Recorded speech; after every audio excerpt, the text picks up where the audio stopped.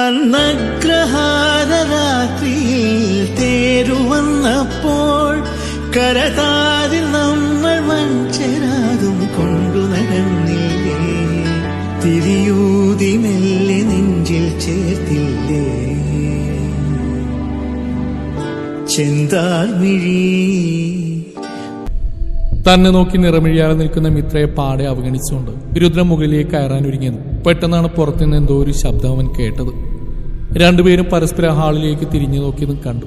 തങ്ങളുടെ മുന്നിലേക്ക് പാഞ്ഞു കയറി വരുന്ന ഏതാനും ഗുണ്ടകളെ. കൊടും പേമാരിയും കാറ്റും ഇടിയും മിന്നലും ആ അന്തരീക്ഷം തന്നെ വല്ലാതെ ഭയാനകമാക്കി തീർത്തിരുന്നു. വന്നവർ 5 പേരും മുഖം ഒരു കറുത്ത തുണി കൊണ്ട് മറച്ചിട്ടുണ്ടായിരുന്നു. പക്ഷെ അവരുടെ കയ്യിൽ കാണുന്ന ആ വടിവാൾ വല്ലാതെ വെട്ടിത്തിളങ്ങുന്നുണ്ടായിരുന്നു. മുന്നിൽ 5 പേരുടെയും ശ്രദ്ധ രുദ്രന്റെ മുഖത്താണെന്ന് മിത്രക്ക് നിമിഷ നേരം കൊണ്ട് മനസ്സിലായി. അത്രയും നേരം ശാന്തനായി നിന്നിരുന്ന രുദ്രന്റെ മുഖം ദേഷ്യം കൊണ്ട് വലിഞ്ഞു മുറുകാൻ അധിക നേരം വേണ്ടി വന്നില്ല. മുന്നിൽ നിൽക്കുന്ന 5 ആയുധധാരികൾ കണ്ട മിത്രയുടെ ശരീരം പേടിയാൽ വിറക്കാൻ തുടങ്ങി. അറിയാതെ തന്നെ മിത്രയുടെ കൈകൾ രുദ്രന്റെ ഇടത് കൈയിലേക്ക് ചേർത്ത് വെച്ചവൾ. ഗുണ്ടകളെ നോക്കിക്കൊണ്ട് തന്നെ രുദ്രനും മിത്രയുടെ കൈകളെ മുറുകെ പുണർന്നിരുന്നു. വല്ലാത്തൊരു ഭാവത്തോടെ തന്റെ നെറ്റിയിലേക്ക് ഉതിർന്നു വീഴുന്ന രക്തത്തുള്ളികളെ തുടച്ചുകൊണ്ട് രുദ്രൻ 5 പേരെ നോക്കി നിന്നു. ഈ സമയം മിത്ര വല്ലാത്തൊരവസ്ഥയിലായിരുന്നു. അവൾക്ക് പേടി കൊണ്ട് ശ്വാസം പോലെ എടുക്കാൻ പറ്റാത്ത അവസ്ഥയിലായിപ്പോയി. രുദ്ര, നിന്നെ തീർക്കാനുള്ള കൊട്ടേഷനാ. വരുന്ന വഴിക്ക് നിനക്ക് പറ്റിയ ആക്സിഡന്റ് അത് മനഃപൂർവ്വം തന്നെയാ. പക്ഷെ തലനാരിഴക്ക് നീ രക്ഷപ്പെട്ടു. ഞങ്ങളുടെ ബോസ് പറഞ്ഞത് ഇനിയൊരു പാകപ്പിഴ പാടില്ലെന്നാ. അതുകൊണ്ടാ നിന്റെ തറവാട്ടിൽക്കാരെ നിന്നെ തീർക്കാൻ തീരുമാനിച്ചു. വെറുതെ ഞങ്ങളോട് ഏറ്റുമുട്ടാൻ നിൽക്കണ്ട. മര്യാദക്ക് നിന്ന നിന്റെ ജീവൻ നിന്നിൽ നിന്ന് നടന്നു പോകുന്ന പോലും നീ അറിയില്ല. പകരം നിന്റെ അഭ്യാസംകാലം ഞങ്ങളോട് എടുത്താ വെട്ടി തുണ്ടമാക്കി നിന്നെ ഞങ്ങൾ വല്ല പാട്ടിക്ക് വിട്ടുകൊടുക്കാം. നായിന്റെ മോനെ. കൂട്ടത്തിലൊരുവൻ അവന്റെ കയ്യിലുണ്ടായിരുന്ന മൂർച്ചയേറിയ വാൾ ചൂണ്ടിക്കൊണ്ട് രുദ്രനോടായി ഒരു താക്കീത് പോലെ പറഞ്ഞു. അപ്പോഴേക്കും രുദ്രനാകെ നിന്ന് ദേഷ്യം കൊണ്ട് വിറക്കുന്നുണ്ടായിരുന്നു. കൈമുഷ്ടികൾ ചുരുട്ടിപ്പിടിച്ച് കണ്ണുകളെല്ലാം രക്തവർണ്ണമായി നിൽക്കുന്ന രുദ്രനെ കണ്ട് ഗുണ്ടകളൊന്ന് പതറി. എങ്കിലും ആ പതർച്ച മുഖത്ത് കാണിക്കാതെ അവരെ രുദ്രനോട് ഏറ്റുമുട്ടാനായി തയ്യാറെടുത്ത് നിന്നു. തന്തക്ക് പറഞ്ഞവനാണെങ്കിൽ വാടാ, കാണട്ടെ നിങ്ങളുടെ എല്ലാ ശൗര്യം. അത്രയും പറഞ്ഞുകൊണ്ട് രുദ്രൻ കൂട്ടത്തിൽ നിൽക്കുന്നവന്റെ നെഞ്ചിൽ നോക്കി ചവിട്ടായിരുന്നു. അപ്രതീക്ഷിതമായ ചവിട്ടി അവൻ തൊട്ടപ്പുറത്തൊരു മേശയുടെ മേൽ ചെന്ന് ഇടിച്ച് വീണു. ഇതെല്ലാം കണ്ട മറ്റൊരുവൻ മറ്റൊന്നും നോക്കാതെ തന്റെ കയ്യിലുണ്ടായിരുന്ന വടിവാൾ മുറുകെ പിടിച്ചുകൊണ്ട് രുദ്രന്റെ തല നോക്കി വെട്ടാൻ ഒരുങ്ങിയത്. രുദ്രൻ തന്റെ ഇടതുവശത്തായി നിൽക്കുന്ന മിത്രയെ പിടിച്ചു വലിച്ച് തന്റെ പുറകിലേക്ക് നിർത്തി. ഭയം കൊണ്ട് പൂക്കല പോലെ മിത്ര വിറക്കുന്നുണ്ടായിരുന്നു. അവൾ മറ്റൊന്നും ചിന്തിക്കാതെ രുദ്രന്റെ ഇടുപ്പിലൂടെ കൈകൾ ചേർത്ത് അവൻ ഇറുകെ കെട്ടിപ്പുണർന്നുകൊണ്ട് മിത്രയുടെ മുഖം അവന്റെ പുറത്തായി അമർത്തി വെച്ചു. ഓരോ ഗുണ്ടുകൾ അടികൊണ്ട് വീഴുന്ന ശബ്ദം മിത്ര കേൾക്കുന്നുണ്ടായിരുന്നു. അവൾക്ക് കണ്ണു തുറന്ന് മുന്നിലെ കാഴ്ച കാണാൻ പ്രാണിയില്ലായിരുന്നു. പെട്ടെന്നാണ് ഒരുവൻ വന്ന് രുദ്രന്റെ വലതു കൈയിലായി ആഞ്ഞി ചവിട്ടിയത്. നിനക്കാത്ത ചവിട്ടായതിനാൽ രുദ്രന്റെ മിത്രയും നിലത്തേക്ക് തെറിച്ചു വീണുപോയി. ഇപ്പോൾ രുദ്രന്റെ നെഞ്ചിലായിട്ടാണ് മിത്ര കിടക്കുന്നത്. അപ്പോഴും അവൾ അവന്റെ നെഞ്ചിലേക്കായി തന്റെ മുഖം പൂഴ്ത്തി വെച്ചിരുന്നു. അറിയാതെ തന്നെ രുദ്രന്റെ കൈകൾ അവളെയും ചേർത്ത് പിടിച്ചു. നോക്കി നിൽക്കാതെ രണ്ടെണ്ണതയും തീർക്കടാ. ഗുണ്ടയിലൊരുവൻ കൂടെ വന്ന മറ്റൊരുത്തോണ്ട് അലറിക്കൊണ്ട് പറഞ്ഞത് നിലത്ത് വീണെടുക്കുന്ന വടിവാൾ എടുത്തുകൊണ്ട് അവൻ ചാടി എഴുന്നേറ്റ് മിത്രയുടെ രുദ്രന്റെ അടുക്കിലേക്ക് ഓടിച്ചെന്നു. ആ ഗുണ്ട രുദ്രനെ ആഞ്ഞു വെട്ടാൻ പോയതും രുദ്രൻ അപ്പോൾ ആ സമയം തന്നെ മിത്രയും കൊണ്ട് 2 മലക്കം മറിഞ്ഞിരുന്നു. അവളെ ചേർത്ത് പിടിച്ചുകൊണ്ട് സോഫയുടെ അരികിലേക്കായിരുന്നു രുദ്രൻ മലക്കം മറിഞ്ഞത്. മുന്നിൽ കാണുന്ന വസ്തുവിൽ രുദ്രന്റെ കണ്ണുകളുടക്കിയത് അവന്റെ മുഖം വന്യതയാലൊന്ന് തിളങ്ങി. മിത്ര, എന്നെ നോക്ക്. എന്നെ നോക്കാനല്ലേ പറഞ്ഞ്. രുദ്രന്റെ ഗാംഭീര്യമാർന്ന ശബ്ദം മിത്രയുടെ കർണപടത്തിലെത്തിയതും കരഞ്ഞുകൊണ്ട് തന്നെ മിത്ര കണ്ണുകളുയർത്തി രുദ്രനെ നോക്കി. ഭയപ്പെടേണ്ട, ഞാനുണ്ട്. നീ ഇവിടെ തന്നെ കിടക്കണം. ഒരു കാരണവശാലും ഇതിന്റെ അരികിൽ നിന്ന് പുറത്തേക്ക് കിടക്കാൻ ശ്രമിക്കരുത്. എന്നെ തനിച്ചാക്കി പോകില്ല. അവർ 5 പേരുണ്ട്. തനിച്ച് സാധിക്കില്ല. ആ സമയം മിത്രയുടെ കണ്ണുകളിൽ അലയടിക്കുന്ന വികാരം എന്താണെന്ന് മിത്രക്കോ രുദ്രനോ മനസ്സിലായിട്ടില്ലായിരുന്നു. പക്ഷെ അവൾ പറഞ്ഞതിന് മറുപടിയായി രുദ്രൻ അവൾ നോക്കി വന്യതാരെന്ന് പുഞ്ചിരിച്ചു. ഇടത് കൈ കൊണ്ട് മിത്രയെ തന്നിലേക്ക് ചേർത്ത് പിടിച്ചുകൊണ്ട് വലത് കൈ നീട്ടിക്കൊണ്ട് താഴെ അരികിലായി മാറ്റിവെച്ചിരിക്കുന്ന നിലവിളക്ക് അവൻ കൈയിലേക്ക് എടുത്തു. പറഞ്ഞത് മനസ്സിലായല്ലോ. ഒരു കാരണവശാലും പുറത്തേക്ക് വരരുത്. മിത്രയുടെ മുഖത്ത് നോക്കി രുദ്രൻ ഉറച്ച ശബ്ദത്തോടെ പറഞ്ഞുകൊണ്ട് അവളിൽ നിന്നും വിട്ടകന്ന് സോഫയുടെ മുകളിൽ കൂടെ ചാടി മുന്നിൽ നിൽക്കുന്ന ഗുണ്ടകളുടെ അടുത്തേക്ക് പാഞ്ഞു ചെന്നു. ഈ സമയം കയ്യിലുണ്ടായിരുന്ന നിലവിളക്ക് കൊണ്ട് ഗുണ്ടകൾ ഇടിച്ച് തെറിപ്പിച്ച് കളഞ്ഞിരുന്ന രുദ്രൻ നിലവിളക്കിന്റെ അഗ്രഭാഗങ്ങളെല്ലാം ഗുണ്ടകളുടെ മേൽ പതിക്കുന്നതിനനുസരിച്ച് അവരുടെ എല്ലാം വായിൽ നിന്ന് ചോര പുറത്തേക്ക് തെറിക്കുന്നുണ്ടായിരുന്നു. തന്റെ മുമ്പിലായി നടക്കുന്ന കാഴ്ച ശ്വാസമെടുക്കാൻ പോലും മറന്നുകൊണ്ട് മിത്ര നോക്കുന്നുണ്ട്. പെട്ടെന്നാണ് നിലത്ത് വീണൊരു ഗുണ്ട അല്പം ദൂരെ തെറിച്ചു വീണ്ടെടുക്കുന്ന വടിവാള് കണ്ടത്. തന്റെ മുന്നിൽ കിടക്കുന്ന വടിവാള് കണ്ടതും അയാളുടെ കണ്ണുകളൊന്ന് വിടർന്നു. അവൻ തിരിഞ്ഞു നോക്കുമ്പോൾ രുദ്രൻ തന്റെ കൂട്ടാളികൾ ഇടിച്ചു വീഴുന്നതാണ് അവൻ കാണുന്നത്. അവന്റെ ശ്രദ്ധ തന്നിൽ പതിയുന്നില്ലെന്ന് കണ്ട ഗുണ്ട നിരങ്ങി ചെന്ന് ആ വടിവാള് കയ്യിലെടുത്തു. പതിയെ എഴുന്നേറ്റ് നിന്നുകൊണ്ട് അവൻ തന്റെ ചുണ്ടിലായി പൊടിഞ്ഞ രക്തത്തുള്ളികളെ വലത് കൈകൊണ്ട് തുടച്ച് രുദ്രന്റെ നേർക്ക് ക്രൗര്യതയാർന്ന മുഖത്തോടെ ഓടിയടുത്തു. ഒരു നിമിഷം മിത്ര ആ കാഴ്ച കണ്ട് വിറങ്ങിലിച്ച് നിന്നുപോയി.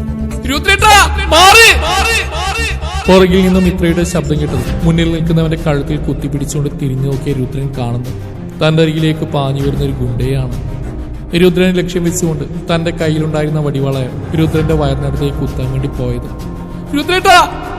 മിത്ര അലറിക്കൊണ്ട് അവിടെ ഇരുകണ്ണുകളും ഭയത്താൽ മുറുകെ പൂട്ടിക്കൊണ്ട് മുഖം ഒരു വശത്തേക്ക് വെട്ടിച്ചു.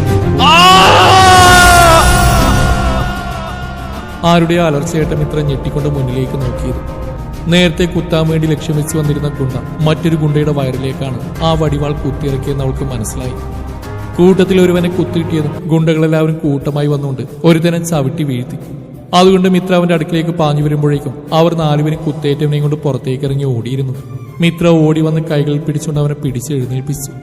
രുദ്രന്റെ ഇരുമ്പ് പോലുള്ള ശരീരത്തിന്റെ ഭാരം താങ്ങാൻ മിത്രക്ക് സാധിക്കുന്നില്ല. എങ്കിലും അവൾ ആവുന്ന വിധത്തിൽ എങ്ങനെയൊക്കെയോ എഴുന്നേൽപ്പിച്ച് നിർത്തി. അവന്മാർ രക്ഷപ്പെട്ടു. മുറുകിയ മുഖത്തോടെ തന്റെ വലത് കൈയിലായി പറ്റിയ മുറിവിലെ രക്തം ഇടത് കൈകൊണ്ട് അമർത്തി തുടച്ച് രുദ്രൻ ആരോടുന്നില്ലാതെ പറഞ്ഞു. പെട്ടെന്ന് എന്തോർത്ത പോലെ അവൻ മുന്നിലേക്ക് നോക്കിയതും കാണുന്നു അവനെ തന്നെ ശ്വാസമെടുക്കാൻ പോലും മറന്നുകൊണ്ട് നോക്കി നിൽക്കുന്ന മിത്രയാണ്. മിത്ര, അറിയോ? ഓക്കെ. അത്രയും നേരം ഈ കാഴ്ചകളെല്ലാം കണ്ട് തരിച്ചു നിന്നിരുന്ന മിത്ര രുദ്രന്റെ ശബ്ദമാണ് അവളെ സ്വഭാവത്തിലേക്ക് കൊണ്ടുവന്ന്. അയ്യോ, ചോര വരുന്നുണ്ടല്ലോ. കയ്യിൽ നിന്നും നെറ്റിയിൽ നിന്നും ദേഹത്തുനിന്നെല്ലാം കിരിഞ്ഞിറങ്ങുന്ന രക്തത്തുള്ളികൾ കണ്ടതും മിത്രയുടെ കണ്ണുകൾ നിറഞ്ഞൊഴുകി. തന്റെ മുമ്പിൽ നിഷ്കളങ്കമായി നിന്ന് കണ്ണുനീർ പൊഴിക്കുന്ന മിത്രയെ കണ്ടതും എന്തുകൊണ്ടോ അന്ന് ആദ്യമായി മിത്രയോട് ദേഷ്യപ്പെടാൻ രുദ്രന് തോന്നിയില്ല. അവൻ വേഗം അവളെ നോക്കാതെ മുഖം വെട്ടിച്ചുകൊണ്ട് തിരിഞ്ഞെന്ന് മിത്രയോടായി പറഞ്ഞു. പറ്റുമെങ്കിൽ ഇവിടേക്കൊന്ന് വൃത്തിയാക്കുക. അത്രയും പറഞ്ഞ് അവിടെ മറുപടി കാത്തിരിക്കാതെ മുകളിലേക്ക് കയറിപ്പോയി രുദ്രൻ. സത്യത്തിൽ അപ്പോഴാണ് ഹാളിലെ അവസ്ഥ മിത്ര ശരിക്കും ശ്രദ്ധിക്കുന്നത്. സാധനങ്ങളെല്ലാം തകർന്നടിഞ്ഞിരിക്കുന്നു. പലയിടങ്ങളിലും രക്തത്തുള്ളികൾ കാണാം. അവൾ വേഗം സ്റ്റോർ റൂമിലേക്ക് ചെന്ന് ഹാള് വൃത്തിയാക്കാനുള്ള സകല സാധനങ്ങൾ കൊണ്ടുവന്ന് അവൾക്കാവുന്ന വിധത്തിലെല്ലാം വൃത്തിയാക്കി ഒതുക്കി വെച്ചു. സത്യത്തിൽ അപ്പോഴാണ് മിത്രക്ക് തന്റെ മൊബൈൽ ഫോണിന്റെ കാര്യം ഓർമ്മ വന്നത്. അല്പനേരത്തെ തിരച്ചിലിനൊടുവിൽ അവൾ കണ്ടെത്തി തന്റെ മൊബൈൽ. മിത്ര വേഗം അത് കയ്യിലെടുത്ത് സൂരജിനെ വിളിക്കാൻ ഒരുങ്ങുമ്പോഴാണ് അവന്റെ ഒരു വാട്സാപ്പ് മെസ്സേജ് അവിടെ ശ്രദ്ധയിൽപ്പെട്ടത്. അത് തുറന്നു നോക്കിയപ്പോൾ അതിലവൻ മിത്രക്കൊരു വോയിസ് മെസ്സേജ് ആയിരുന്നു അയച്ചത്. താൻ വരാൻ അല്പം നേരം വൈകുമെന്നും പകരം രുദ്രൻ അവിടേക്ക് വരുന്നുണ്ടെന്നുമായിരുന്നു ആ മെസ്സേജ്. സത്യത്തിൽ അപ്പോഴാണ് രുദ്രന്റെ കാര്യം മിത്രക്ക് ഓർമ്മ വന്ന് അവൾ അടുക്കളയിലേക്ക് ഓടിച്ചെന്ന് അല്പം ഇളം ചൂടുള്ള വെള്ളവും കോട്ടൺ തുണിയും ഡെറ്റോളും മുറിവിന് കെട്ടാൻ പറ്റിയ തുണിയും എടുത്തുകൊണ്ട് വേഗം രുദ്രന്റെ മുറിയിലേക്കായി നടന്നു നീങ്ങി. ഈ സമയം രുദ്രൻ മുറി പറ്റിയ രക്തം പുരണ്ട വസ്ത്രം പോലും മാറാതെ സോഫയിലായി കണ്ണുകൾ അടച്ചിരിക്കുകയായിരുന്നു. തന്റെ മുമ്പിൽ ആരോ വന്നിരിക്കുന്ന പോലെ തോന്നിയ രുദ്രൻ പതിയെ കണ്ണുകൾ തുറന്ന് നോക്കിയപ്പോൾ കണ്ടു തന്നെ നോക്കിയൊരു പാത്രവും പിടിച്ചു നിൽക്കുന്ന മിത്രയെ. എന്തു വേണം? അവന്റെ ഗാംഭീര്യമാർന്ന ശബ്ദം കേട്ടതും അത്രയും നേരം സംഭരിച്ചു വെച്ചിരുന്ന ധൈര്യമെല്ലാം ചോർന്നു പോകുന്ന മിത്ര ഒരു പേടിയോടെ മനസ്സിലാക്കി. രുദ്രന്റെ മുമ്പിൽ നിൽക്കുമ്പോൾ തന്റെ ശരീരം എന്തിനാണ് ഇങ്ങനെ വിറക്കുന്നതെന്ന് ആ സമയം മിത്രക്ക് പോലും മനസ്സിലാവുന്നില്ലായിരുന്നു. ചോദിച്ച കേട്ടില്ലെന്നുണ്ടോ മിത്ര? എന്താ ഇവിടെ നിന്ന്? രുദ്രന്റെ ശബ്ദം കേട്ടതും മിത്രക്ക് അവനോട് പറയാനുള്ള മറുപടികളും മറന്നുപോയി. അത് പിന്നെ ഞാൻ ഈ മുറിവുകളെല്ലാം ഒന്ന് മരുന്ന് വെക്കാൻ വേണ്ടി വന്നതാ. ആദ്യം അവന്റെ മുഖത്തേക്കും അവസാനമായപ്പോൾ താഴേക്ക് നോക്കിക്കൊണ്ട് മിത്ര അവനോടായി പറഞ്ഞു. വേണ്ട. ഒരൊറ്റ വാക്കിൽ രുദ്രൻ മിത്രയുടെ മുഖത്ത് നോക്കി പറഞ്ഞു. സത്യത്തിൽ അവൻ അങ്ങനെ പറഞ്ഞു മിത്രക്ക് വല്ലാത്ത വിഷമമായി. പക്ഷെ എന്തുകൊണ്ടോ അവന്റെ ദേഹത്തു നിന്ന് കിനിഞ്ഞിറങ്ങുന്ന രക്തത്തുള്ളിയെ കണ്ടില്ലെന്ന് അടിച്ച് പിന്മാറിപ്പോവാൻ മിത്രയുടെ മനസ്സ് അവൾ അനുവദിച്ചില്ല. രുദ്രന്റെ തീക്ഷ്ണതയേറിയ മുഖത്തേക്ക് നോക്കാൻ മിത്രക്കൽപ്പം ഭയം തോന്നിയെങ്കിലും ധൈര്യം സംഭരിച്ചുകൊണ്ട് അവനോടായി പറഞ്ഞു. അത് പിന്നെ ഇവിടെ ഇപ്പൊ നമ്മൾ മാത്രമല്ലേ ഉള്ളൂ. സാറിന് വല്ല വയ്യായിക്ക് വന്നാൽ പോലും സഹായിക്കാൻ ആരുമില്ല. അതുകൊണ്ട് ഈ മുറികളെല്ലാം വൃത്തിയാക്കാൻ സാറിനെ അനുവദിക്കണം. ഇല്ലെങ്കിൽ അവിടെ സാർ എന്നുള്ള വിളി രുദ്രന് അത്രയ്ക്ക് ഇഷ്ടമായിട്ടില്ലായിരുന്നു. അതുകൊണ്ട് തന്നെ അല്പം അനിഷ്ടത്തോടെ മുഖം കനപ്പിച്ചുകൊണ്ട് അവൻ അവളോട് ചോദിച്ചു. ഇല്ലെങ്കിൽ? അവന്റെ കണ്ണുകൾ കുറുക്കിക്കൊണ്ടുള്ള ചോദ്യം കേട്ടപ്പോൾ തന്നെ മിത്രയുടെ പാതി ജീവൻ പോയിരുന്നു. എങ്കിലും ഉമിനീരിറക്കിക്കൊണ്ട് മിത്ര രുദ്രനോട് പറഞ്ഞു. ഇല്ലെങ്കിൽ ഞാൻ ഏട്ടനെ വിളിച്ച് ഇപ്പൊ നടന്നെല്ലാം തുറന്നു പറയും. മിത്ര അങ്ങനെ പറയുമെന്ന് രുദ്രൻ ഒരിക്കലും പ്രതീക്ഷിച്ചിട്ടില്ലായിരുന്നു. അവളിപ്പോൾ സൂരജിനെ വിളിച്ചു പറഞ്ഞാൽ അവൻ കേട്ട പാതി കേൾക്കാത്ത പാതി ഓടിവരും. ഇപ്പോഴവൻ പങ്കെടുക്കുന്ന മീറ്റിംഗ് വളരെ തന്ത്രപ്രധാനമായിട്ടുള്ള ഒരു മീറ്റിംഗ് ആണ്. അതും DIGയുടെ ഓഫീസിൽ വെച്ച്. ഈ പൊട്ടിപ്പെണ്ണിന് അതിനെക്കുറിച്ചൊന്നും വലിയ വിവരമില്ലെന്നുള്ള കാര്യം ആ സമയമാണ് രുദ്രൻ ഓർത്ത്. ആദ്യം അവളെ വിരട്ടി ഓടിക്കാന്നാണ് അവൻ കരുതിയത്. പക്ഷെ അവളുടെ നിൽപ്പും മുഖഭാവവും കണ്ടതും അവൾ എന്തായാലും സൂരജിനെ വിളിച്ച് ഇവിടെ നടന്ന എല്ലാ കാര്യങ്ങളും പറയുന്ന രുദ്രന് തോന്നി. അതുകൊണ്ട് തന്നെ അവൻ മറുത്തൊന്നും പറയാതെ അവൾ നോക്കിയൊന്ന് മൂള മാത്രമാണ് ചെയ്ത്. രുദ്രന്റെ മൂളൊരു സമ്മതമായി എടുത്തുകൊണ്ട് മിത്ര പതി അവന്റെ അടുക്കിലേക്ക് നടന്നു ചെന്നു. ആ സമയം മിത്രയുടെ മുഖത്ത് വല്ലാത്തൊരു ശാന്തത കൈവന്നിരുന്നു. അവന്റെ തൊട്ടടുത്തായിട്ടുള്ള ചെറിയ ടേബിളിൽ അവൾ ആ ചൂടുവെള്ളം കോട്ടൺ തുണിയും മരുന്നെല്ലാം അടുക്കി വെച്ചുകൊണ്ട് രുദ്രന്റെ കൈയുടെ ഭാഗങ്ങളിലായി കാണുന്ന മുറിവുകളെല്ലാം ഇളം ചൂടുവെള്ളത്തിൽ മുക്കിയ കോട്ടൺ കൊണ്ട് പതിയെ തുടച്ചെടുത്തു. എവിടെ നിന്നോ ഒരു ശബ്ദം കേട്ട രുദ്രൻ മിത്രയുടെ മുഖത്തേക്ക് നോക്കുമ്പോൾ അവൻ കാണുന്ന തന്റെ കയ്യിലെ രക്തമെല്ലാം മിത്ര കോട്ടൺ തുണി കൊണ്ട് തുടച്ചെടുക്കുകയാണ്. അവളുടെ മുഖഭാവം കണ്ട അവളുടെ ശരീരമാണ് നൊന്തെന്ന് തോന്നും. ഇടയ്ക്കിടയ്ക്ക് തന്റെ മുറിവിലേക്ക് ഊതുന്നുണ്ട് പെണ്ണ്. സൂക്ഷിച്ചു നോക്കിയപ്പോൾ അവളുടെ കണ്ണുകൾ ചെറുതായി നിറഞ്ഞിട്ടുണ്ടായിരുന്നു. സത്യത്തിൽ ഈ കാഴ്ചകളെല്ലാം രുദ്രന് ആദ്യത്തെ അനുഭവമായിരുന്നു. തന്റെ ശരീരത്തിൽ ഇതിനു മുന്നേ പല അവസരങ്ങളിൽ ഇതുപോലെ മുറിവുകൾ പറ്റിയിട്ടുണ്ട്. അന്നൊന്നും തന്നെ ഇത്രമാത്രം കരുതലോടെയൊന്നും ആരും ശുശ്രൂഷിച്ചിട്ടില്ലെന്നുള്ള കാര്യം രുദ്രൻ ആ സമയം ഒന്ന് ഓർത്തു. മിത്രയുടെ നിറഞ്ഞ കണ്ണുകളിലേക്കും തുടുത്ത കവിളിലേക്കും ഇളറോസി ചുണ്ടുകളിലേക്കുമെല്ലാം അറിയാതെ തന്നെ രുദ്രന്റെ കണ്ണുകൾ ഓടി അലഞ്ഞു. പെട്ടെന്നാണ് രുദ്രൻ സ്വഭാവത്തിലേക്ക് വന്നത്. ഞാനിതെന്തൊക്കെയാണ് ചെയ്യുന്നത്? അവനൊന്ന് തലകുടിഞ്ഞുകൊണ്ട് നേരെയിരുന്നു. ആ സമയം അവനോട് തന്നെ വല്ലാത്ത ദേഷ്യം വരുന്നുണ്ടായിരുന്നു. കാരണം ആദ്യമായിട്ടാണ് ഒരു പെൺകുട്ടിയുടെ മുഖത്തേക്ക് അവനിങ്ങനെ സൂക്ഷിച്ച് നോക്കുന്ന പോലും. എവിടെ നോക്കിയിട്ട് തുടക്കുന്നത്? അവന്റെ അടുത്ത അലർച്ചയിൽ മിത്ര കിടുങ്ങിപ്പോയി. സത്യത്തിൽ അവൾ സൂക്ഷിച്ചാണ് തുടച്ചത്. പിന്നെ അവനിപ്പോൾ എന്തിനാണ് തന്നോട് ഇങ്ങനെ ചാടുന്നെന്ന് അവൾക്ക് പോലും അറിയുന്നില്ലായിരുന്നു. എങ്കിലും തെറ്റ് തന്റെ ഭാഗത്താണെന്ന് കരുതി മിത്ര തന്റെ കണ്ണുകൾ നിറച്ചുകൊണ്ട് അവനോടായി പറഞ്ഞു. അയ്യോ സോറി, ക്ഷമിക്കണം, ഞാൻ അറിയാതെ. അവളുടെ നിറഞ്ഞ കണ്ണുകൾ കണ്ടതും രുദ്രനെ നയഞ്ഞു. ഒന്ന് വേഗം തീർക്ക്, എനിക്കൊന്ന് കിടക്കണം. മിത്ര വേഗം രുദ്രന്റെ കൈകളിലെ മുറിവുകളെല്ലാം തുടച്ചു നീക്കി മുറിവുകളിൽ മരുന്ന് ഉരുട്ടി കെട്ടിവെച്ചു. ശേഷം മിത്ര രുദ്രന്റെ ഇടത് താടിമേൽ തന്റെ കൈകൾ വെച്ചുകൊണ്ട് പതിയെ അവന്റെ മുഖം ഒന്ന് ഉയർത്തി. ആ സമയം രുദ്രന്റെ കണ്ണുകൾ മിത്രയുടെ കണ്ണുകളുമായി ഒന്ന് കോർത്തു. ഒരു നിമിഷം മിത്ര രുദ്രന്റെ കുഞ്ഞിക്കണ്ണുകളിലേക്ക് നോക്കിയതും അവൾക്ക് പറഞ്ഞറിയിക്കാൻ പറ്റാത്ത എന്തോ ഒരു തീക്ഷ്ണത അവന്റെ കണ്ണിലുണ്ടെന്ന് അവൾക്ക് തോന്നി. അതുകൊണ്ട് തന്നെ പിന്നീട് അവന്റെ കണ്ണുകളിലേക്ക് നോക്കാതെ മുറിവിലേക്ക് മാത്രമായി ശ്രദ്ധ കേന്ദ്രീകരിച്ചുകൊണ്ട് അവൾ അവനോട് ചോദിച്ചു, ആ നെറ്റിയിലെ മുറിവൂടി ഞാൻ തുടക്കട്ടെ?